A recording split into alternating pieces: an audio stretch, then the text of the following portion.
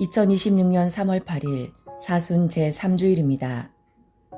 오늘 복음에서 예수님께서는 사마리아 여인에게 물을 청하시면서 영원하고 참된 생명의 물에 대한 깨달음을 주십니다. 사순 시기는 주님께서 건네시는 말씀에 더욱 귀 기울이고 그 뜻을 새기는 때입니다. 우리도 사마리아 여인처럼 주님의 말씀을 제대로 알아들을 수 있도록 이 미사에서 열린 마음을 청합시다. 제1독서 탈출기 17장 3절에서 7절의 말씀입니다. 그 무렵 백성은 목이 말라 모세에게 불평하며 말하였다. 어쩌자고 우리를 이집트에서 데리고 올라왔소. 우리와 우리 자식들과 가축들을 목말라 죽게 하려고 그랬소. 모세가 주님께 부르짖었다. 이 백성에게 제가 무엇을 해야 합니까? 이제 조금만 있으면 저에게 돌을 던질 것 같습니다. 그러자 주님께서 모세에게 말씀하셨다. 이스라엘의 원로들 가운데 몇 사람을 데리고 백성보다 앞서 나아가거라. 나일강을 친 너의 지팡이를 손에 잡고 가거라. 이제 내가 저기 호렙의 바위 위에서 내 앞에 서 있겠다. 내가 그 바위를 치면 그곳에서 물이 터져나와 백성이 그것을 마시게 될 것이다. 모세는 이스라엘의 원로들이 보는 앞에서 그대로 하였다. 그는 이스라엘 자손들이 시비하였다 해서 그리고 그들이 주님께서 우리 가운데에 계시는가 계시지 않는가 하면서 주님을 시험하였다 해서 그곳의 이름을 마사와 무리바라 하였다. 주님의 말씀입니다. 화답송. 오늘 주님 목소리에 귀를 기울여라. 너희 마음을 무디게 하지 마라. 어서와 주님께 노래 부르세. 구원의 바위 앞에 환성 올리세. 감사하며 그분 앞에 나아가세. 노래하며 그분께 환성 올리세. 오늘 주님 목소리에 귀를 기울여라. 너희 마음을 무디게 하지 마라.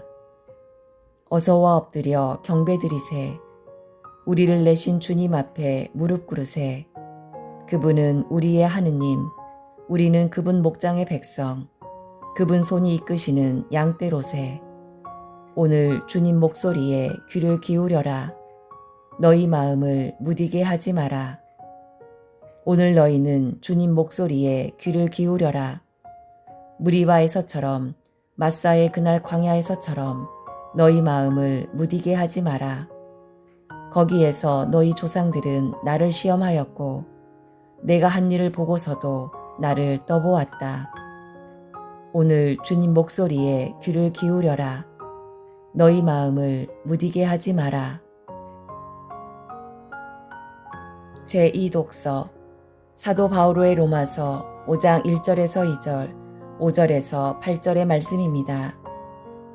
형제 여러분, 믿음으로 의롭게 된 우리는 우리 주 예수 그리스도를 통하여 하느님과 더불어 평화를 누립니다. 믿음 덕분에 우리는 그리스도를 통하여 우리가 서 있는 이 은총 속으로 들어올 수 있게 되었습니다. 그리고 하느님의 영광에 참여하리라는 희망을 자랑으로 여깁니다. 그리고 희망은 우리를 부끄럽게 하지 않습니다. 우리가 받은 성령을 통하여 하느님의 사랑이 우리 마음에 부어졌기 때문입니다. 우리가 아직 나약하던 시절 그리스도께서는 정해진 때에 불경한 자들을 위하여 돌아가셨습니다. 의로운 일을 위해서라도 죽을 사람은 거의 없습니다. 혹시 착한 사람을 위해서라면 누가 죽겠다고 나설지도 모릅니다. 그런데 우리가 아직 죄인이었을 때에 그리스도께서 우리를 위하여 돌아가심으로써 하느님께서는 우리에 대한 당신의 사랑을 증명해 주셨습니다. 주님의 말씀입니다. 복음. 요한이 전한 거룩한 복음 4장 5절에서 42절의 말씀입니다. 그때 예수님께서는 야곱이 자기 아들 요셉에게 준 땅에서 가까운 시카르라는 사마리아의 한 고을에 이르셨다. 그곳에는 야곱의 우물이 있었다. 길을 건너라 지치신 예수님께서는 그 우물가에 앉으셨다. 때는 정오 무렵이었다. 마침 사마리아 여자 하나가 물을 기르러 왔다. 그러자 예수님께서 나에게 마실 물을 좀 다오 하고 그 여자에게 말씀하셨다. 제자들은 먹을 것을 사러 고을에 가 있었다. 사마리아 여자가 예수님께 말하였다. 선생님은 어떻게 유다 사람이시면서 사마리아 여자인 저에게 마실 물을 청하십니까? 사실 유다인들은 사마리아인들과 상종하지 않았다. 예수님께서 그 여자에게 대답하셨다. 내가 하느님의 선물을 알고 또 나에게 마실 물을 좀 다오 하고 너에게 말하는 이가 누구인지 알았더라면 오히려 내가 그에게 청하고 그는 너에게 생수를 주었을 것이다. 그러자 그 여자가 예수님께 말하였다. 선생님, 두레박도 가지고 계시지 않고 우물도 깊은데 어디에서 그 생수를 마련하시렵니까? 선생님이 저희 조상 야곱보다 더 훌륭한 분이시라는 말씀입니까? 그분께서 저희에게 이 우물을 주셨습니다. 그분은 물론 그분의 자녀들과 가축들도 이 우물물을 마셨습니다. 예수님께서 그 여자에게 이르셨다. 이 물을 마시는 자는 누구나 다시 목마를 것이다. 그러나 내가 주는 물을 마시는 사람은 영원히 목마르지 않을 것이다. 내가 주는 물은 그 사람 안에서 물이 솟는 샘이 되어 영원한 생명을 누리게 할 것이다. 그러자 그 여자가 예수님께 말하였다. 선생님, 그 물을 저에게 주십시오. 그러면 제가 목마르지도 않고 또 물을 기르러 이리 나오지 않아도 되겠습니다. 예수님께서 그 여자에게 가서 내 남편을 불러 이리 함께 오너라 하고 말씀하셨다. 그 여자가 저는 남편이 없습니다 하고 대답하자 예수님께서 말씀하셨다. 저는 남편이 없습니다 한 것은 맞는 말이다. 너는 남편이 5이나 있었지만 지금 함께 사는 남자도 남편이 아니니 너는 바른 대로 말하였다. 여자가 예수님께 말하였다. 선생님, 이제 보니 선생님은 예언자시군요. 저희 조상들은 이 산에서 예배를 드렸습니다. 그런데 선생님네는 예배를 드려야 하는 곳이 예루살렘에 있다고 말합니다. 예수님께서 그 여자에게 말씀하셨다. 여인아, 내 말을 믿어라. 너희가 이 산도 아니고 예루살렘도 아닌 곳에서 아버지께 예배를 드릴 때가 온다. 너희는 알지도 못하는 분께 예배를 드리지만 우리는 우리가 아는 분께 예배를 드린다. 구원은 유다인들에게서 오기 때문이다. 그러나 진실한 예배자들이 영과 진리 안에서 아버지께 예배를 드릴 때가 온다. 지금이 바로 그때다. 사실 아버지께서는 이렇게 예배를 드리는 이들을 찾으신다. 하느님은 영이시다. 그러므로 그분께 예배를 드리는 이는 영과 진리 안에서 예배를 드려야 한다. 그 여자가 예수님께 저는 그리스도라고도 하는 메시아께서 오신다는 것을 압니다. 그분께서 오시면 우리에게 모든 것을 알려주시겠지요 하였다.